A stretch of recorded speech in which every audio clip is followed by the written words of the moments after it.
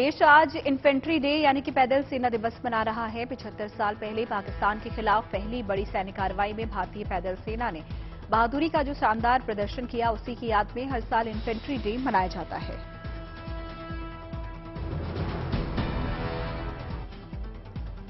आज ही सेना की सुप्रीम कमांडर राष्ट्रपति द्रौपदी मुर्मू प्रेसिडेंट बॉडीगार्ड यानी कि राष्ट्रपति अंगरक्षक दल को सिल्वर ट्रम्पेट और बैनर प्रदान करेंगी।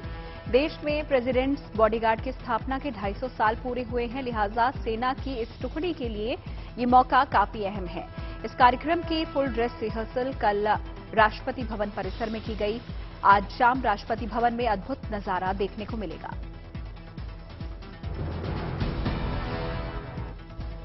बडगाम में भी आज सेना का इन्फेंट्री डे समारोह मनाया जाएगा। केंद्रीय रक्षा मंत्री राजनाथ सिंह और सेना प्रमुख जनरल मनोज पांडे इस कार्यक्रम में शामिल होंगे। 75 साल पहले आर्मी के रणबांकुरों के पराक्रम को याद किया जाएगा। 26 अक्टूबर 1947 को जम्मू कश्मीर के तत्कालीन महाराजा हरि सिंह और भारत संघ के बीच विलय पत्र पर हस्ताक्षर होने के बाद इस पूर्व राज्य का भारत में आधिकारिक तौर पर विलय हुआ था। उसके बाद भारतीय सेना 27 अक्टूबर 1947 को बडगाम हवाई अड्डे पर उतरी थी और इस दिन को इन्फेंट्री दिवस के रूप में मनाया जाता है।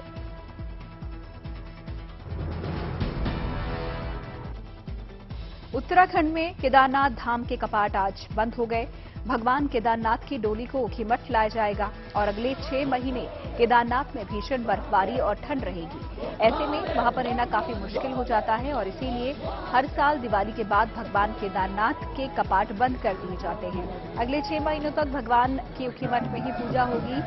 आज ही के दिन गंगोत्री धाम के कपाट भी श्रद्धालुओं के लिए बंद कर दिए जाएंगे। एक दिन पहले गंगोत्री धाम भी सर्दियों के लिए बंद कर दिया गया था। वहां से मां गंगा की डोली को हर्षिल के पास मुखबा में लाया गया, जहां पर अगले 6 महीने तक उनकी पूजा अर्चना होगी। इस बार बद्री विशाल के दरबार में पहुंचने वाले श्रद्धालुओं ने सारे रिकॉर्ड ध्वस्त कर दिए हैं। इस साल की यात्रा में अभी तक 16.5 लाख के करीब श्रद्धालु बद्रीनाथ धाम पहुंच चुके हैं। अब तक यहां 12,44,000 श्रद्धालुओं के पहुंचने का रिकॉर्ड था। अच्छी सड़कों ने श्रद्धालुओं को यहां पहुंचने की राह आसान कर दी है। लोक आस्था के महापर्व छठ की शुरुआत 28 अक्टूबर से होनी है और उससे पहले छठ की जोर शोर से तैयारी की जा रही है। कार्तिक मास के शुक्ल पक्ष की षष्ठी तिथि को मनाया जाने वाला ये महापर्व के लिए दिल्ली से लेकर पटना तक घाट तैयार है। बिहार में अलग अलग घाटों पर साफ सफाई की जा रही है। सुरक्षा के पुख्ता इंतजाम किए जा रहे हैं और खुद सीएम नीतीश कुमार घाटों पर छठ की तैयारियों का जायजा लेने पहुंचे। दिल्ली में यमुना घाटों की मरम्मत और साफ सफाई का काम तेजी से शुरू हो गया है। छठ पूजा को लेकर दिल्ली एनसीआर में उत्साह का माहौल है। 4 दिन तक चलने वाले इस महापर्व को लेकर तैयारियां पूरे उल्लास में हैं। यमुना घाट पर 1984 से छठ पूजा का आयोजन होता आ रहा है। आंकड़ों के मुताबिक दिल्ली की 30% जनता पूर्वांचल की है और दिल्ली की 70 विधानसभा सीटों में से 16 विधानसभा सीटों पर इनका प्रभाव रहता है और इसीलिए छठ पूजा को लेकर हर साल राजनीति भी होती रहती है।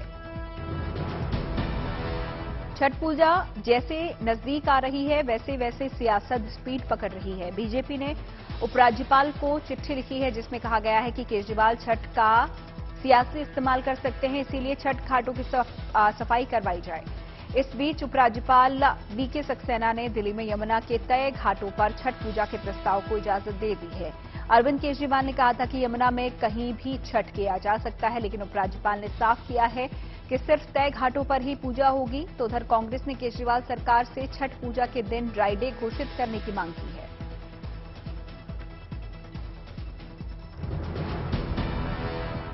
झारखंड में भी छठ पूजा को लेकर तैयारियां जोरों शोरों से जारी हैं। मुख्यमंत्री हेमंत सोरेन ने खुद छठ पूजा की व्यवस्था पर नजर बनाई हुई है। 2 साल बाद बाजारों में रौनक दिख रही है। खरीदारी को देख दुकानदारों के चेहरे भी खिल गए हैं। सब मिलजुल कर छठी मैया के इस त्योहार को लगन से मनाने में जुट गए हैं। 4 दिन के त्योहार छठ पूजा को लेकर हर तरफ माहौल भक्ति से सराबोर होने लगा है। इंतजार बस छठ पूजा के शुरू होने का है।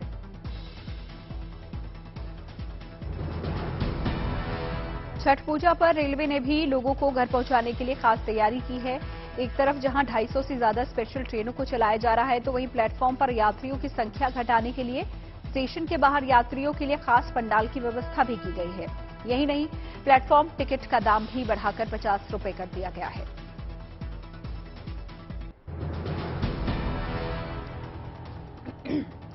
गुजराती नववर्ष के मौके पर सूरत में स्वामी नारायण मंदिर को भव्य तरीके से सजाया गया। इस खास मौके पर पूरा मंदिर रंग बिरंगी रोशनी से जगमगाता दिखा। नए साल के पहले दिन भगवान के दर्शन के लिए बड़ी संख्या में श्रद्धालु वहां पर पहुंचे और ऐसे में लोगों के मनोरंजन का भी इंतजाम किया गया है। यहां पर कई धार्मिक और सांस्कृतिक कार्यक्रम किए गए। इसके अलावा मनमोहक झांकियां भी निकाली गई। लोक कलाकारों ने धार्मिक गीतों पर डांस कर लोगों का दिल जीत लिया। बाद में वहां पर आतिशबाजी भी की गई। इस दौरान कार्यक्रम में मौजूद कुछ लोगों ने अपने मोबाइल से वीडियो भी बनाए।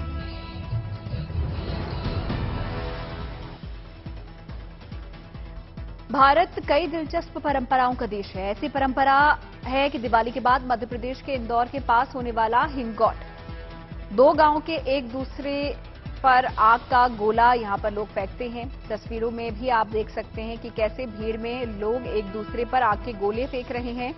यहां जमा लोगों की भारी भीड़ इन योद्धाओं का उत्साह बढ़ा रही है। युद्ध में जख्मी योद्धा के उपचार के लिए रणभूमि में एम्बुलेंस भी खड़ी है। मध्य प्रदेश के गौतमपुरा में हिंगोट की परंपरा कई सालों से चली आ रही है। इस खतरनाक परंपरा को बंद करने के लिए सालों से आवाज उठ रही है, लेकिन अब तक इस पर रोक लगाने में प्रशासन नाकाम रहा है। दिवाली के दिन अहमदाबाद के सिंधु भवन रोड पर स्टंटबाजी कई युवकों को भारी पड़ गई। सोशल मीडिया में वीडियो वायरल होने के बाद कल पुलिस ने आरोपियों को गिरफ्तार कर लिया। आरोपियों को पुलिस सिंधु भवन रोड के उसी स्पॉट पर ले गई जहां उन्होंने स्टंट का वीडियो बनाया था। आरोपियों की परेड कराई गई और उठक बैठक कराकर उन्हें सबक सिखाया गया।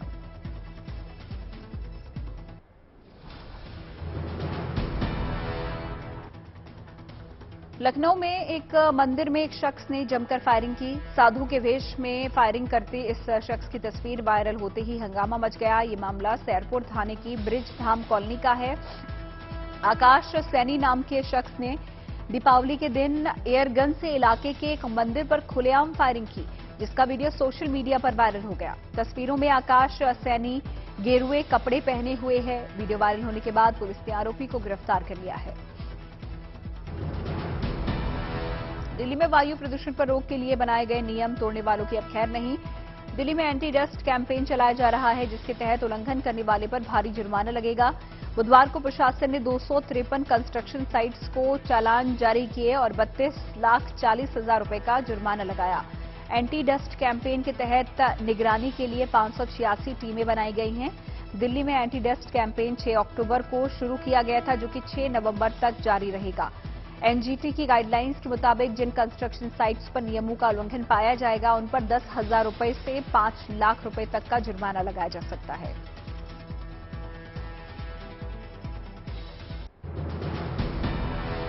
तेलंगाना में विधायकों की खरीद फरोख्त पर बड़ा बवाल खड़ा हो गया। टीआरएस का आरोप है कि उनके 4 एमएलए को रिश्वत की पेशकश की गई। इस मामले में 3 आरोपी हिरासत में ले लिए गए हैं। आरोप है कि तीनों युवक मुनुगोड़े उपचुनाव के मद्देनजर नकदी, चेक और कॉन्ट्रैक्ट के जरिए टीआरएस के विधायकों की खरीद फरोख्त यहां पर कर रहे थे। ये डील एक होटल में हो रही थी। पुलिस ने गुप्त सूचना के आधार पर होटल में रेड की और तीनों आरोपियों को पकड़ लिया। बताया जा रहा है कि तीनों दिल्ली से तेलंगाना आए थे। बीजेपी ने विधायकों की खरीद से इनकार किया है।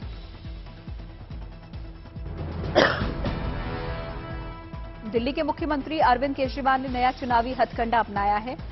उन्होंने मांग की है कि नोट पर लक्ष्मी गणेश की फोटो गांधी जी की भी फोटो के साथ छपनी चाहिए, ताकि मां लक्ष्मी का आशीर्वाद हम सभी को मिलता रहे। इस संदर्भ में केजरीवाल ने इंडोनेशिया का हवाला देते हुए कहा कि इस देश में केवल 2% हिंदू है, फिर भी वहां की करेंसी नोट पर मां लक्ष्मी की फोटो छपी है, फिर भारत में क्यों नहीं। आप इस मुद्दे को लेकर गुजरात तक जाएगी और पोस्टर लगाकर लोगों को बताएगी कि बीजेपी हिंदू विरोधी बात करती है।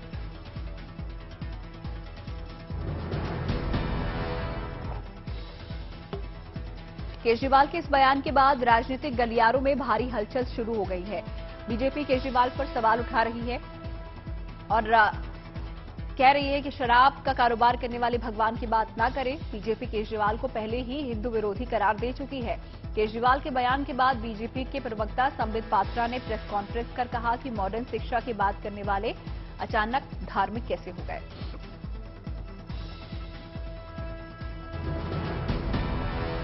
नोट पर फोटो की सियासत तेज होती जा रही है। इस दंगल में कांग्रेस की एंट्री हो गई है। कांग्रेस ने मांग की है कि नोट पर बाबा अंबेडकर की भी फोटो छपनी चाहिए। नोट पर लक्ष्मी गणेश जी की तस्वीर वाले बयान पर एक ट्वीट किया था जिसमें उन्होंने लिखा था कि हिल्टन यंग कमीशन के समक्ष बाबा साहेब डॉक्टर भीमराव अंबेडकर द्वारा निर्धारित और प्रस्तुत दिशा निर्देशों के अनुसार 1 अप्रैल 1935 को भारत रिजर्व बैंक यानी कि आरबीआई अस्तित्व में आया था और इसीलिए अगर नोट पर किसी की तस्वीर होनी चाहिए तो वो बाबा साहिब की होनी चाहिए। आप इसी बयान को आधार बनाकर कांग्रेस ने अपना राजनीतिक पासा फेंक दिया है।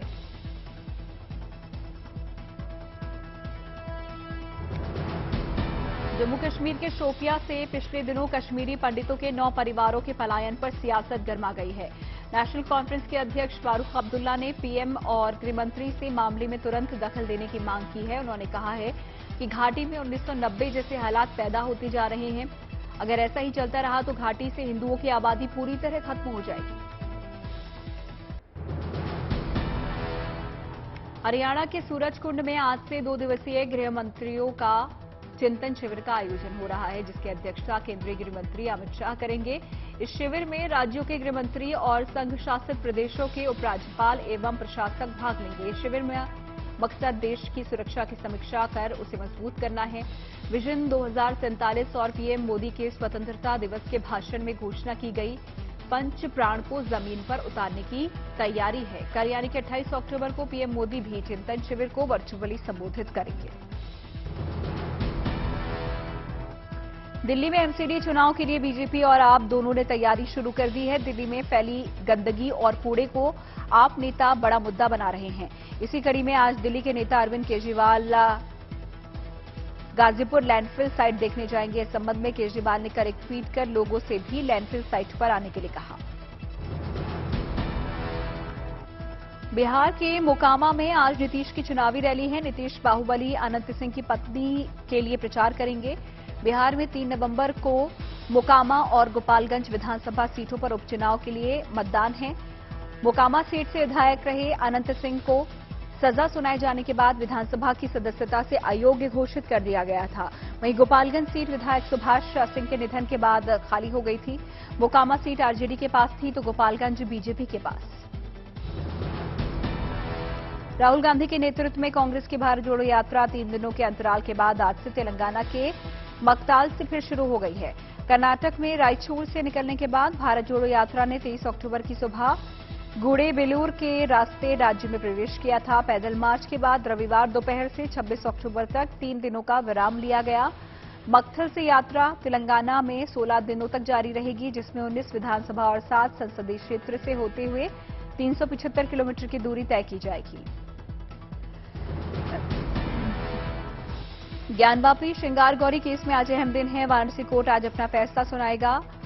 वाराणसी की जिला जज ने 12 सितंबर के आदेश से हिंदू पक्ष की महिलाओं द्वारा श्रृंगार गौरी की नियमित पूजा अर्चना की मांग को दाखिल वाद के खिलाफ मुस्लिम पक्ष की आपत्ति खारिज कर दी थी और मुकदमे की सुनवाई करने का आदेश दिया है, जिसे चुनौती दी गई है। गुजरात और हिमाचल चुनाव के लिए सारी पार्टियों ने अपनी तैयारियां तेज कर दी हैं। अध्यक्ष पद संभालते ही मल्लिकार्जुन खड़गे ने कांग्रेस की केंद्रीय चुनाव समिति के साथ गुजरात चुनाव को लेकर माथापच्ची की और 60 सीटों पर चर्चा की। अरविंद केजरीवाल और पंजाब के सीएम भगवंत मान 28 अक्टूबर को चुनाव प्रचार के लिए गुजरात पहुंच रहे हैं और इस बीच बीजेपी ने हिमाचल में चुनाव प्रचार का ब्लूप्रिंट तैयार कर लिया है। सूत्रों के मुताबिक प्रधानमंत्री नरेंद्र मोदी हिमाचल में 4 रैलियां करेंगे। 5 नवंबर को 2 और 9 नवंबर को 2 रैलियां होंगी। कांग्रेस पार्टी में अध्यक्ष पद की कुर्सी संभालते ही मल्लिकार्जुन खड़गे ने बीजेपी पर हमला किया और कहा कि न्यू इंडिया के नाम पर झूठ का सच और सच का झूठ किया जा रहा है। अपने विदाई भाषण में सोनिया गांधी भावुक हो गई और कहा कि आज मुझे राहत महसूस हो रही है।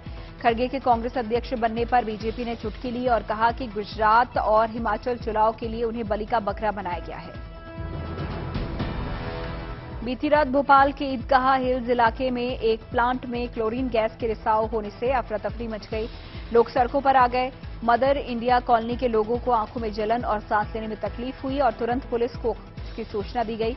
गैस की चपेट में आने की वजह से आधा दर्जन लोगों को अस्पताल में भर्ती कराया गया है। बताया जा रहा है कि वाटर फिल्टर प्लांट में मौजूद क्लोरीन गैस के टैंक में एक माइनर लीक होने की वजह से क्लोरीन का रिसाव हो रहा था, जिस पर कंट्रोल पाने के लिए उसको बहते हुए पानी में डाला गया। वो पानी बाहर नाली में पहुंच गया और उसमें से जो गैस निकली उसने इलाके में हड़कंप मचा दिया।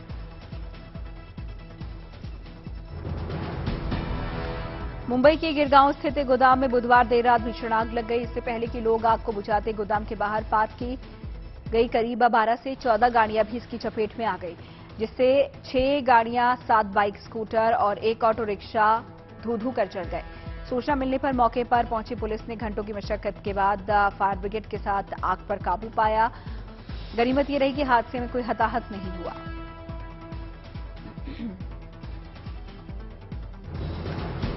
सिद्धू मूसेवाला केस में पंजाबी प्लेबैक सिंगर अफसाना खान से एनआईए ने करीब 5 घंटे पूछताछ की। अफसाना सिद्धू मूसेवाला को भाई की तरह मानती थी। सिद्धू मर्डर केस के बाद अफसाना खान से पूछताछ के लिए एक नोटिस मानसा पुलिस ने दिया था, लेकिन तब वो कहीं बाहर होने का हवाला देकर बच निकली। जब एनआईए की टीम ने मूसेवाला केस में शामिल गैंगस्टर के संबंधों के बारे में जानकारी हासिल की और पंजाब समेत देश के 6 अलग-अलग राज्यों में 50 से ज्यादा ठिकानों पर छापा मारा, तब अफसाना खान का नाम रडार पर आया।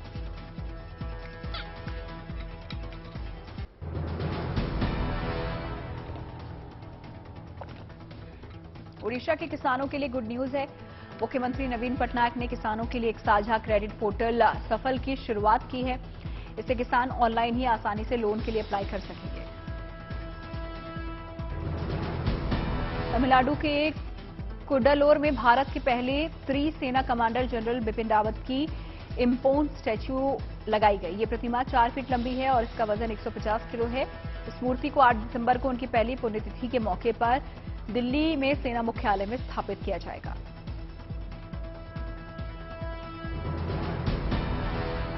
जम्मू कश्मीर से शुरू हुई बीएसएफ की साइकिल यात्रा राजस्थान के खाजूवाला पहुंच गई है। इस मौके पर बीएसएफ के जवानों का राष्ट्रभक्ति गीतों के साथ स्वागत किया गया। ये यात्रा आजादी के अमृत महोत्सव के तहत जम्मू के ऑक्टाई सीमा चौक से शुरू हुई। 13 नवंबर को भुज पहुंचकर ये यात्रा संपन्न होगी।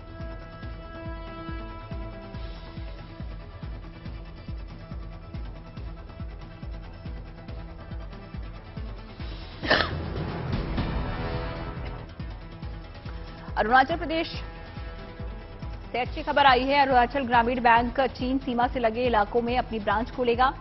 इससे सीमा से सटे लोगों को काफी लाभ मिलेगा। अब ग्रामीणों को बैंक से संबंधित कामों के लिए दूर नहीं जाना होगा।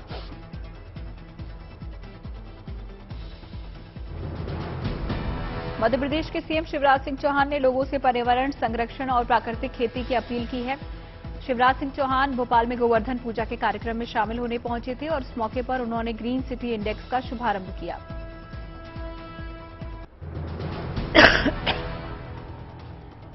ऑस्ट्रेलिया की मेजबानी में खेले जा रहे टी20 वर्ल्ड कप 2022 में भारतीय टीम आज अपना दूसरा मैच खेलेगी। ये मुकाबला नीदरलैंड के खिलाफ सिडनी में होगा, जो भारतीय समय के अनुसार दोपहर 12:30 बजे खेला जाएगा। इससे पहले टीम इंडिया ने अपना पहला मैच पाकिस्तान के खिलाफ मेलबर्न में खेला था। इस मुकाबले में विराट कोहली की आतिशी पारी की बदौलत टीम इंडिया ने 4 विकेट से जीत हासिल की थी। आज के मैच में टीम इंडिया की सबसे बड़ी चिंता सिडनी का मौसम है। भारत और नीदरलैंड का ये मुकाबला अगर धुलता है तो भारतीय टीम के लिए मुश्किल पैदा हो सकती है। ऐसी स्थिति में भारत साउथ अफ्रीका का मैच काफी अहम रहेगा। अगर भारत नीदरलैंड मैच रद्द होता है तो भी सेमीफाइनल में आसानी से पहुंच सकता है, क्योंकि उसके 3 अंक पहले से ही हैं। weather.com के मुताबिक सिडनी में आज बारिश की भारी संभावना है। दिन में करीब 70% तक बारिश हो सकती है, जबकि रात में 30% तक बारिश की संभावना है। टी20 वर्ल्ड कप के लिए ऑस्ट्रेलिया में मौजूद टीम इंडिया को अजीब स्थिति का सामना करना पड़ रहा है। बीसीसीआई सूत्रों के मुताबिक टीम इंडिया को प्रैक्टिस सेशन के दौरान ठंडा और बेकार खाना परोसा गया और यही नहीं, प्रैक्टिस के लिए वेन्यू भी टीम के होटल से 42 किलोमीटर दूर रखा गया था। इस पर टीम इंडिया ने नाराज होकर प्रैक्टिस करने से भी इनकार कर दिया। ब्रिटेन के नए प्रधानमंत्री ऋषि सुनक एक्शन में आ गए हैं। उन्होंने कैबिनेट की बैठक ली और सरकार की प्राथमिकताएं तय की। कैबिनेट बैठक के बाद उन्होंने मीडिया के सवालों के जवाब भी दिए और आर्थिक संकट से निपटने का प्लान का खुलासा भी किया।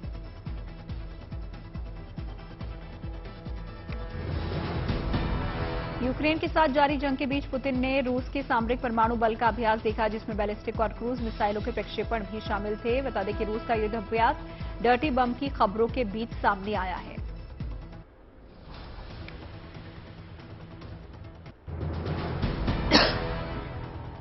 रूस ने यूक्रेन के 5 हमलों को नाकाम करने का दावा किया है। रक्षा मंत्रालय के मुताबिक रूसी सेना के हमले में यूक्रेन के 160 लड़ाकों की मौत हो गई। 5 टैंक, 9 बख्तरबंद गाड़ियां, 10 पिकअप ट्रक भी तबाह हो गए हैं।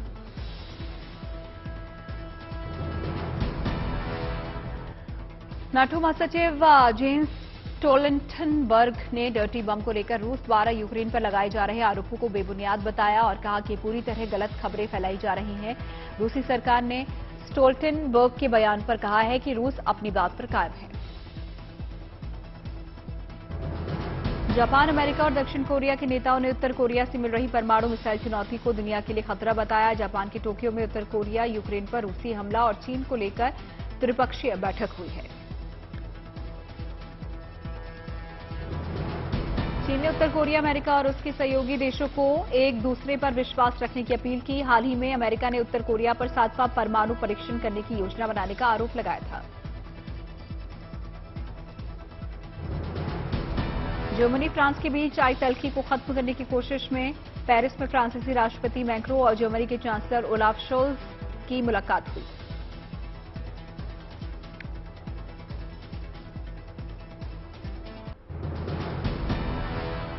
न्यूजीलैंड के इतिहास में पहली बार संसद में महिलाओं की संख्या पुरुषों के मुकाबले ज्यादा हो गई है। न्यूजीलैंड की संसद में इस वक्त 59 पुरुष सांसद हैं, जबकि महिला सांसदों की संख्या 60 हो गई है। यूरोपियन यूनियन की दवा नियामक संगठन ईएमए ने कोरोना के 2 नए वेरिएंट को लेकर चिंता जताई। ईएमए ने कहा BQ.1 और BQ.1.1 को लेकर 15 नवंबर से शुरुआती दिसंबर के बीच दोबारा कोरोना की लहर आ सकती है। ईरान में हिजाब को लेकर विवाद थम नहीं रहा। राजधानी तेहरान के विश्वविद्यालय में बड़ी संख्या में छात्र छात्राओं ने हिजाब के खिलाफ प्रदर्शन किया है। ब्रिटेन के नए निर्वाचित भारतवंशी ऋषि सुनक का भारत से जुड़ा एक बार फिर सामने आया। बुधवार को ऋषि सुनक ने 10 डाउनिंग स्ट्रीट स्थित अपने आवास में दिवाली की शुभकामनाएं साझा की। इस मौके पर उनके साथ ब्रिटेन में रहने वाले कई भारतीय नजर आए।